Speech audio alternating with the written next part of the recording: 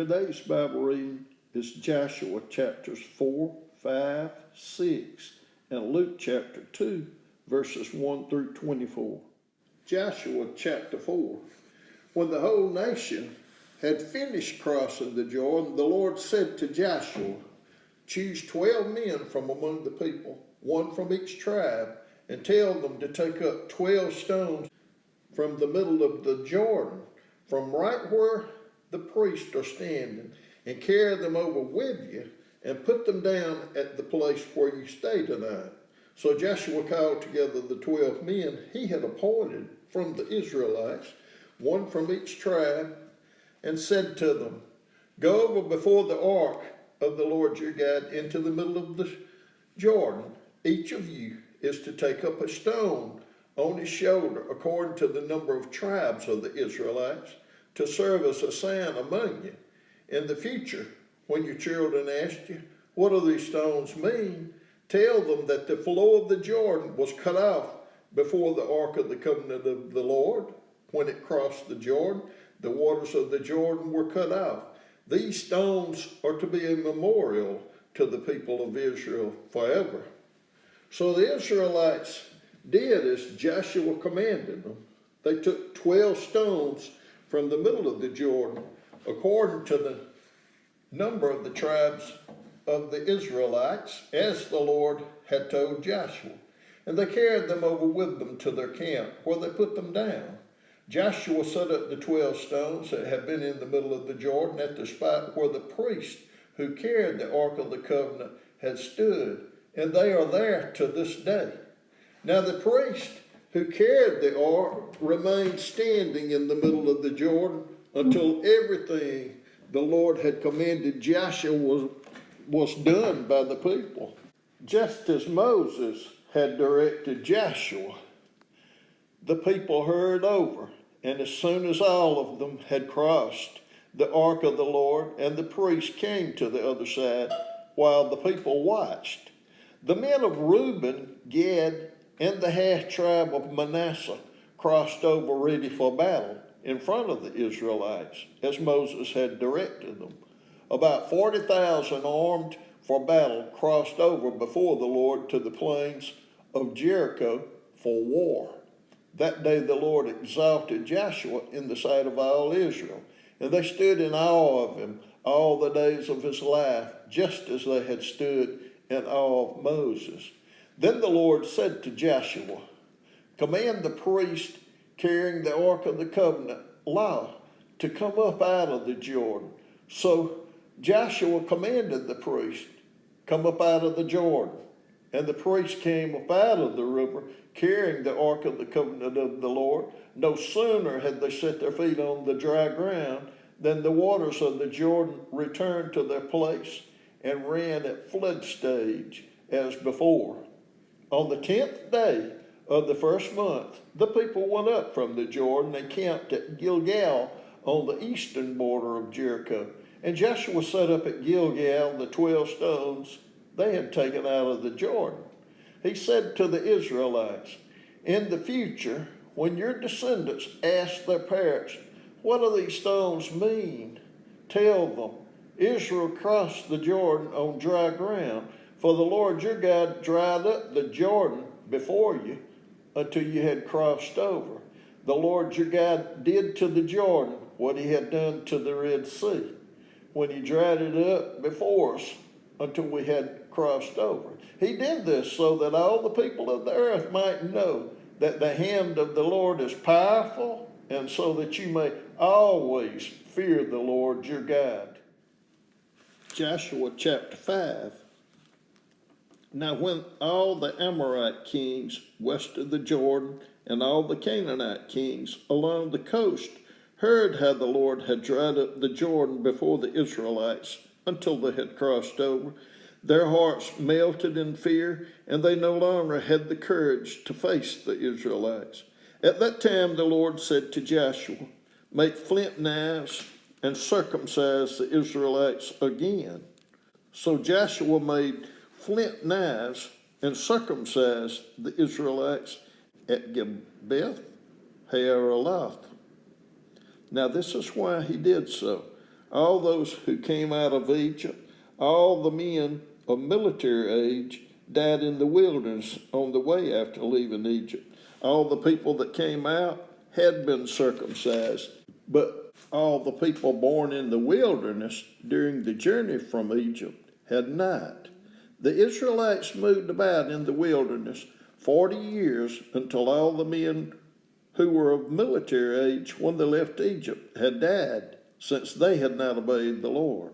For the Lord had sworn to them that they would not see the land he had solemnly promised their ancestors to give us, a land flowing with milk and honey. So he raised up their sons in their place, and these were the ones Joshua circumcised. They were still uncircumcised because they had not been circumcised on the way. And after the whole nation had been circumcised, they remained where they were encamped until they were healed. Then the Lord said to Joshua, "Today I have rolled away the reproach of Egypt from you." So the place has been called Gilgal to this day. On the evening of the 14th day of the month, while camped at Gilgal on the plains of Jericho, the Israelites celebrated the Passover. The day after the Passover, that very day, they ate some of the produce of the land, unleavened bread, and roasted grain. The manna stopped the day after they ate this food from the land. There was no longer any manna for the Israelites, but that year they ate the produce of Canaan. Now when Joshua was near Jericho, he looked up and saw a man standing in front of him with a drawn sword in his hand. Joshua went up to him and asked, "Are you for us or for our enemies?" "Neither," he replied, "but as commander of the army of the Lord, I have now come." Then Joshua fell face down to the ground in reverence and asked him, "What message does my Lord have for his servant?" The commander of the Lord's army replied, "Take off your sandals, for the place where you are standing is holy." And Joshua did so. Joshua chapter 6. Now the gates of Jericho were securely barred because of the Israelites. No one went out and no one came in. Then the Lord said to Joshua, "See, I have delivered Jericho into your hands, along with its king and its fighting men. March around the city once with all the armed men. Do this for 6 days. Have 7 priests carry trumpets of ram's horns in front of the ark. On the 7th day, march around the city 7 times, with the priests blowing the trumpets. When you hear them sound a long blast on the trumpets, have the whole army give a loud shout. Then the wall of the city will collapse, and the army will go up, everyone straight in." So Joshua, son of Nun, called the priests and said to them, "Take up the ark of the covenant of the Lord, and have 7 priests carry trumpets in front of it." And he ordered the army, "Advance, march around the city with an armed guard going ahead of the ark of the Lord." When Joshua had spoken to the people, the 7 priests carried the 7 trumpets before the Lord went forward, blowing their trumpets. And the ark of the Lord's covenant followed them. The armed guard marched ahead of the priests who blew the trumpets, and the rear guard followed the ark. All this time the trumpets were sounding. But Joshua had commanded the army, "Do not give a war cry, do not raise your voices, do not say a word until the day I tell you to shout. Then shout." So he had the ark of the Lord carried around the city, circling it once. Then the army returned to camp and spent the night there. Joshua got up early the next morning, and the priests took up the ark of the Lord. The 7 priests carrying the 7 trumpets went forward, marching before the ark of the Lord and blowing the trumpets. The armed men went ahead of them, and the rear guard followed the ark of the Lord, while the trumpets kept sounding. So on the 2nd day, they marched around the city once and returned to the camp. They did this for 6 days. On the 7th day, they got up at daybreak and marched around the city 7 times in the same manner. Except on that day, they circled the city 7 times. The 7th time around, when the priest sounded the trumpet blast, Joshua commanded the army, "Shout, for the Lord has given you the city. The city and all that is in it are to be devoted to the Lord. Only Rahab the prostitute and all who are with her in her house shall be spared, because she hid the spies we sent. But keep away from the devoted things, so that you will not bring about your own destruction by taking any of them. Otherwise you will make the camp of Israel liable to destruction and bring trouble on it. All the silver and gold and articles of bronze and iron are sacred to the Lord and must go into his treasure."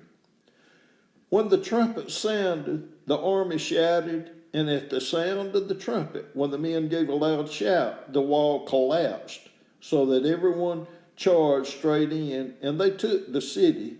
They devoted the city to the Lord and destroyed with the sword every living thing in it, men, women, young and old, cattle, sheep, and donkeys. Joshua said to the 2 men who had spied out the land, "Go into the prostitute's house and bring her out, and all who belong to her, in accordance with your oath to her." So the young men who had done the spying went in and brought out Rahab, her father and mother, her brothers and sisters, and all who belonged to her. They brought out her entire family and put them in a place outside the camp of Israel. Then they burned the whole city and everything in it. But they put the silver and gold and the articles of bronze and iron into the treasury of the Lord's house. But Joshua spared Rahab the prostitute with her family and all who belonged to her, because she hid the men Joshua had sent as spies to Jericho, and she lives among the Israelites to this day. At that time, Joshua pronounced this solemn oath: "Cursed before the Lord is the one who undertakes to rebuild this city Jericho. At the cost of his firstborn son, he will lay its foundations. At the cost of his youngest, he will set up its gates." So the Lord was with Joshua, and his fame spread throughout the land. Luke chapter 2, verses 1 through 24. In those days, Caesar Augustus issued a decree that a census should be taken of the entire Roman world. This was the first census that took place while Quirinius was governor of Syria, and everyone went to their own town to register. So Joseph also went up from the town of Nazareth in Galilee to Judea, to Bethlehem, the town of David, because he belonged to the house and line of David. He went there to register with Mary, who was pledged to be married to him and was expecting a child. While they were there, the time came for the baby to be born, and she gave birth to her firstborn, a son. She wrapped him in clothes and placed him in a manger, because there was no guest room available for them. And there were shepherds living out in the fields nearby, keeping watch over the flocks at night.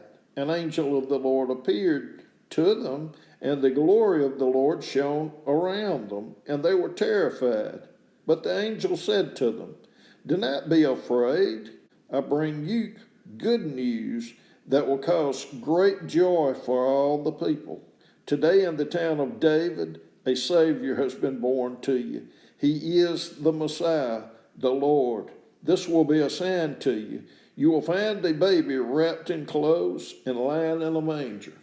Suddenly, a great company of the heavenly host appeared with the angel, praising God and saying, "Glory to God in the highest heaven, and on earth peace to those on whom his favor rests." When the angels had left them and gone into heaven, the shepherds said to one another, "Let's go to Bethlehem and see this thing that has happened, which the Lord has told us about." So they hurried off and found Mary and Joseph and the baby, who was lying in the manger. When they had seen him, They spread the word concerning what they had been told about this child, and all who heard it were amazed at what the shepherds said to them. But Mary treasured up all these things and pondered them in her heart.